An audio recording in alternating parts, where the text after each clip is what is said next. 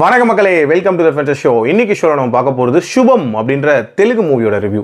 இந்த படம் already தியேட்டர்ஸ்ல release ஆன ஒரு படம். இப்போ இந்த படம் ஜியோ ஹாட்ஸ்டார் ஓடிடி ஆப்ல தமிழ் டப்பிங்கோட அவைலபிளா இருக்கு. இந்த படத்தை சமந்தா தான் ப்ரொடியூஸ் பண்ணியிருக்காங்க. அண்ட் இதில் ஒரு சின்ன கேமியோவும் ப்ளே பண்ணியிருக்காங்க. சுபம் அப்படின்ற இந்த டைட்டிலுக்கு ஏற்ற மாதிரி ஒரு ஊரே ஒரு சீரியலுக்கு எப்போ தாண்டா சுபம் போடுவீங்க அப்படின்னு சொல்லிட்டு ஆவலா வெயிட் பண்ணிட்டு இருக்காங்க. ஒருவேளை யாவரும் நலம் படத்துல வர மாதிரி அந்த சீரியலுக்குள்ள ஏதாவது பேய் இருக்கா அப்படின்னு கூட நீங்க யோசிக்கலாம்.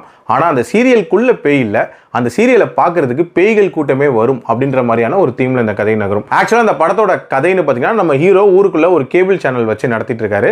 அண்ட் அவரோட ஃப்ரெண்ட்ஸ் 2 பேர் இருக்காங்க. அவங்க 2 பேருமே தன்னோட மனைவியை பயங்கர கண்ட்ரோலா வச்சிருக்காங்க அப்படின்னே சொல்லலாம். இவங்க என்ன எதிர்பார்க்குறாங்களோ அவங்க உடனே செய்யணும் அப்படின்ற அளவுக்கு டியூன் பண்ணி வச்சிருக்காங்க. அதே மாதிரி தன்னோட ஃப்ரெண்டையும் அப்படி நடந்துக்கோ அப்படின்ற மாதிரி இவனுக்கு அட்வைஸ் பண்றாங்க. அண்ட் இவன் ஒரு பேங்க்ல வேலை பார்க்குற பொண்ணை கல்யாணம் பண்ணிக்கிறான். கல்யாணத்தன்னைக்கு நைட்டு ஜாலியாக ஃபர்ஸ்ட் நைட் கொண்டாடலாம் அப்படின்னு போய் உட்கார்ந்தா அந்த 9 மணி ஆனதும் அந்த பொண்ணு டிவியை போட்டுட்டு உட்கார்றா. அப்போ ஒரு சீரியல் ஓடுது, ஜென்ம ஜென்ம பந்தம் அப்படின்ற மாதிரியான ஒரு சீரியல். அந்த சீரியலை பயங்கர வெறி பிடிச்ச மாதிரி பார்க்குறா. அண்ட் யாராவது டிஸ்டர்ப் பண்ணால் கடுப்பாகிறா. இதே தொடர்ந்து நடந்துகிட்டே இருக்கு. இது இந்த பொண்ணுக்கு மட்டும் இல்லை, இவரோட ஃப்ரெண்ட்ஸ் இருப்பாங்களே 2 பேர், அவங்களோட மனைவிகளும் இதே மாதிரி தான் பிஹேவ் பண்ணுறாங்க அப்படின்னு சொல்கிறாங்க. ஸோ உண்மையிலேயே அந்த சீரியலுக்குள்ளே என்ன இருக்குது, எதுக்காக அப்படி வெறி பிடிச்ச மாதிரி அந்த சீரியலை பார்க்குறாங்க, அந்த சீரியலை பார்க்கும்போது யார் அவங்களுக்குள்ளே வருது, அண்ட் டுவர்ட்ஸ் தி எண்ட் இந்த பிரச்சனையிலேருந்து எப்படி வெளியே வராங்க அப்படின்ற மாதிரி நிறைய விஷயங்களை சொல்லக்கூடிய ஒரு படம் தான் இந்த படம். எனக்கு இந்த படத்துல பிடிச்ச விஷயம் அப்படின்றது அந்த பேய்கள்லாம் பார்க்கக்கூடிய அந்த சீரியல் அப்படின்றது ஒரு இன்ட்ரெஸ்டிங்கான கான்செப்டா இருந்துச்சு. அதுக்கு ஏற்ற மாதிரி இந்த கதையுமே ஒரு மாதிரி ஃபன் மோட்ல கொண்டு போயிருப்பாங்க அப்படின்னே சொல்லலாம்.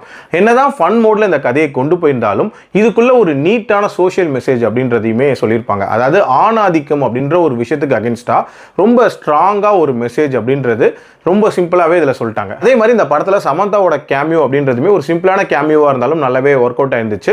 அண்ட் ஓவரால் ஒரு மாதிரி ஜாலியா போகக்கூடிய ஒரு படம் தான். பட் இந்த படத்துல ஒரு கட்டத்துக்கு மேல இதுக்கெல்லாம் காரணம் என்ன அப்படின்ற ஒரு விஷயம் ரிவீல் ஆனதுக்கு அப்புறம் மட்டும் ரொம்ப பிரெடிக்டபிளா மாறிடுச்சு அப்படின்னே சொல்லலாம். அதுக்கப்புறம் நடக்கக்கூடிய சம்பவங்களும் ஒரு மாதிரி ரிப்பீட்டிவா இருந்த மாதிரியான ஒரு ஃபீல் அப்படின்றது இருந்துச்சு.